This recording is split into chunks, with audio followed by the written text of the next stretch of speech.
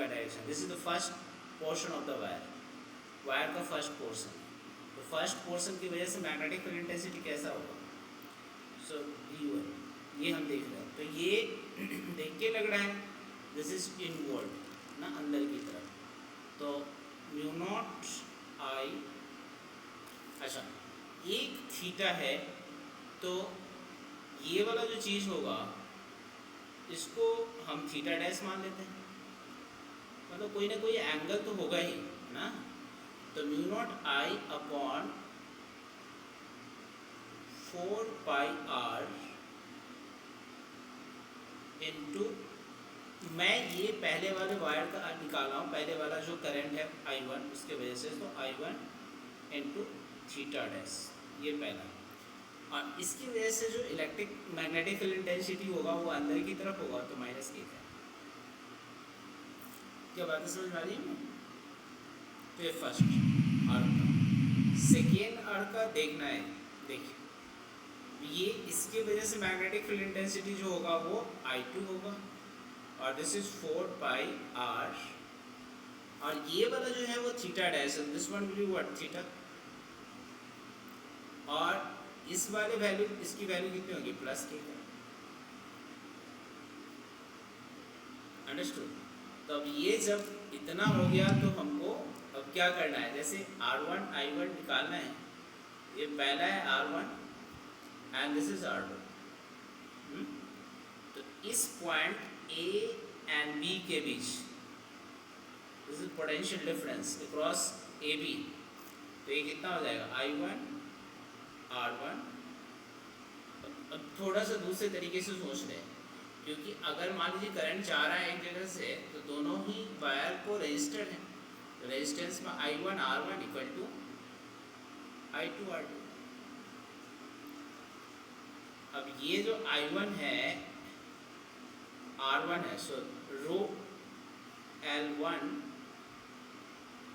Upon A1, और ये wire same ही है तो एरिया ऑफ क्रॉस सेक्शन तो वही होना है। So I2 and rho L2 upon A2, so this one. तो रोडो तो कट जाएगा, एक कट जाएगा, सो दिस वन।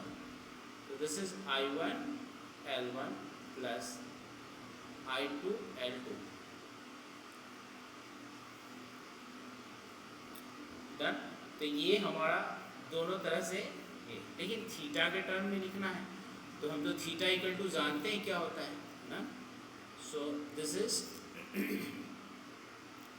अगर हमको निकालना है थीटा डैश, तो theta equal two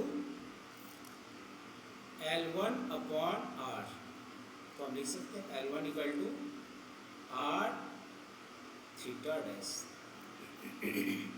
similarly L2 equal to R theta, तो हम तो आराम से ये जो वैल्यू है इसको मैनिपुलेट करके लिख सकते हैं। थीटा डैश की जगह पर कितना वैल्यू लिखेंगे, L1 अपॉन R है ना, और थीटा जैसे हम दोनों जगह लिख रहे हैं, तो इसका क्या मतलब हुआ ये मैं थोड़ा सा समझा दूँ कि I1 into theta dash equal to I2 into theta. Understood?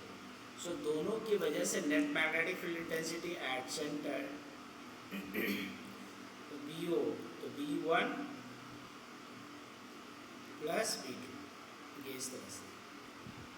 और इसका हमको मैग्नेटिक फील्ड इंटेंसिटी निकालना है यहाँ पे, तो हम निकालेंगे इसमें, तो दोनों की वजह से अपोजिट डायरेक्शन में है, लेकिन मैग्नेटिक फील्ड इंटेंसिटी तो सेम हो गया, क्योंकि I1 theta dash equal to I2 theta, this is equal, यहाँ पर दोनों इक्वल एंड अपोजिट हो गए, मतलब I1 इक्वल टू I2 है मैग्नीट्यूड वाई,